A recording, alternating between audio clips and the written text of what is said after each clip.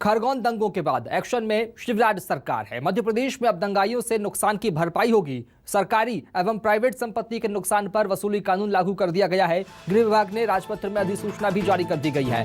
दंगा करने वालों से अब सख्ती की जाएगी और सख्ती से इस पूरी कार्रवाई से निपटा जाएगा। दरअसल ऐसे लोग जो दंगे के दौरान ऐसे दंगाई जो नुकसान पहुंचाते हैं उनसे अब क्षतिपूर्ति की जाएगी, उस चीज की भरपाई की जाएगी। लोक एवं निजी संपत्ति के नुकसान पर वसूली कानून लागू हो गया है।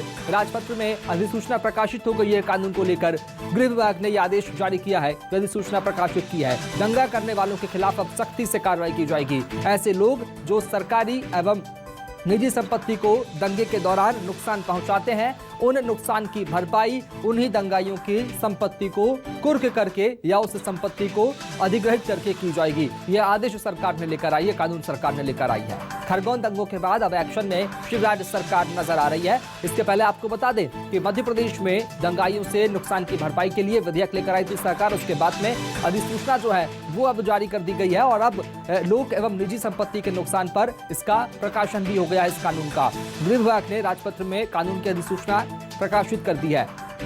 आपको बता दें इसके पहले दंगा करने वालों के खिलाफ अब सख्ती से कार्रवाई करने के लिए सरकार ने बड़ा एक्शन यहां पर लिया था, बड़ा कदम उठाया था। और इसका मतलब साधारण भाषा में आपको समझाएं तो इसका मतलब सिर्फ यही कि अगर दंगे के दौरान आप सरकारी या प्राइवेट संपत्ति को नुकसान पहुंचाते हैं तो आप ही की संपत्ति, दंगाइयों की संपत्ति को कुर्क करके उस संपत्ति जो नुकसान हुआ है उसकी भरपाई की जाएगी। यानी जिसने नुकसान पहुंचाया अब उसी से होगी भरपाई। सरकार इस कदम पर आगे बढ़ रही है।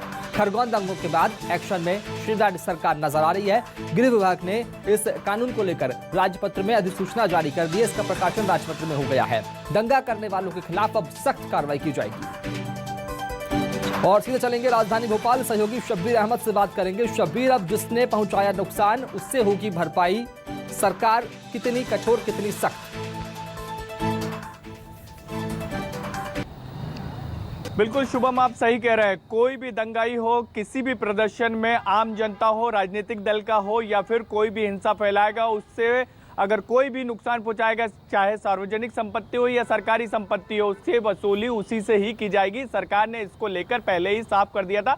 अब गृह विभाग की तरफ से राजपत्र में इसको लेकर प्रकाशन भी कर दिया गया है। सरकार लंबे समय से इसको लेकर प्रयास कर रही थी कि पत्थरबाजों के खिलाफ कानून बनाए जाए जो लोग सार्वजनिक संपत्ति को नुकसान पहुंचाते हैं। लेकिन ये कह सकते हैं कि 6 महीने पहले, करीब 1 साल पहले, 6 महीने पहले तैयारियां हुई थी, लेकिन फिर ठंडे बस्ते में चले गया था। लेकिन खरगोन और सेंधवा में जो रामनवमी के जुलूस पर पथराव हुआ था उसके बाद वापस से इसको लेकर प्रयास शुरू हुआ और जिस तरीके से वहां पर करीब 2 से 3 घंटे तक पथराव होते रहा, हिंसा होती रही, उसके बाद से सरकार ने तय कर लिया था कि अब जो भी हंगामा करेगा, जो भी नुकसान पहुंचाएगा सार्वजनिक संपत्ति से, उससे वसूली की जाएगी। और इसी के बाद ये कह सकते हैं कि क्लेम ट्रिब्यूनल बनाया गया और उसके नियम क्या हैं आपको ये बता दें। इसको लेकर एक सरकारी जो रिटायर्ड अधिकारी है वो इसकी अध्यक्षता करेंगे।